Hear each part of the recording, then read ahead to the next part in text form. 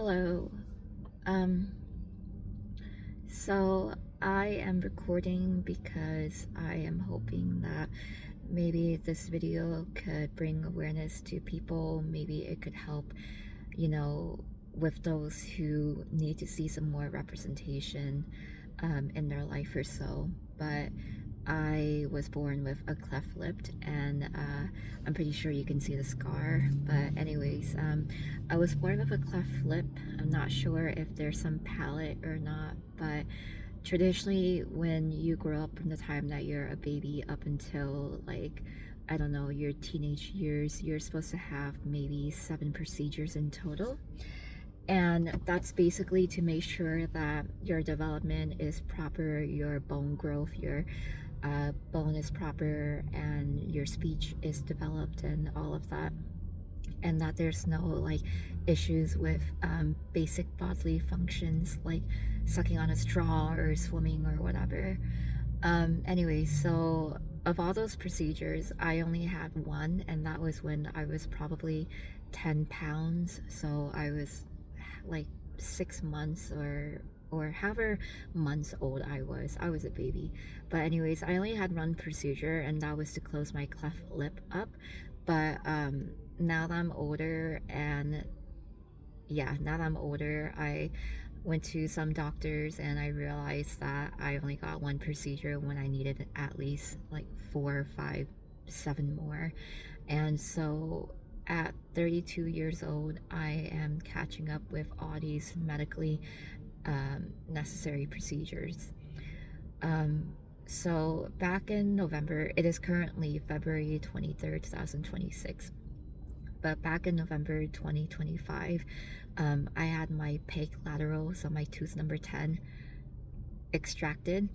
And that is to basically allow that site to heal and just make sure that everything's okay and prepped for my surgery, in which I need an alveolar bone graft. And that's essentially where they shave part of my hip, like I think inside my hip, like the ilium bone or something. But basically they take the bone, they compact it, and then they just pile on inside my upper jaw, and it just, yeah, it just fills in the area, so that way there's no fistula, there's no open space, and potentially provide support to the nasal bed or something, nasal floor. Anyways, I should have had this procedure done back in like December, so like about 2 to 6 weeks after I had my tooth extracted. But a lot of things happened in my life, so unfortunately I just kept pushing off my procedure, and so I will not get my procedure until March of 2026. Again, I'm pretty sure I mentioned it earlier, but like I'm really nervous about this, and it's scary for me. And I remember like growing up, I used to have a lot of like self-confidence issues with this because there weren't a lot of people who looked like me. And even when they did get it fixed, they looked normal or whatever. And um, I had a really weird complex with myself because I didn't know why I looked like this and why my family never got this procedure for me. And even though we were on Medicaid, and Medicaid does pay for it, there's a language barrier, and then there's also some medical illiteracy. So my family didn't really know that I needed this. So now, again, 32 years old, I am trying to just take care of this for myself. That way there's no more issues in the future, and just so that way I can, be a little bit better. But yeah, so for my alveolar bone graft, I have the option to basically stitch this up too, and like sort of repair the ridge line because it kind of just falls off right here. I forgot exactly how the doctor described it, but basically they would cut like a diamond shape right there and then bring this up and patch it together. He said my scar right here, the alignment, is actually good. Sorry, there's a fire truck.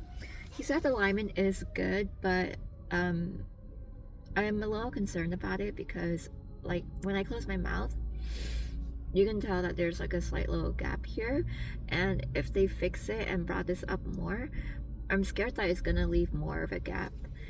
Um, the doctor said that there will be some slight bone resorption, but how much there would be, basically just depends on my body, and that may mean I'll need a potential second bone graft or not. I'm not too sure. So if I do, I might put off this surgery right here because this is mostly cosmetic.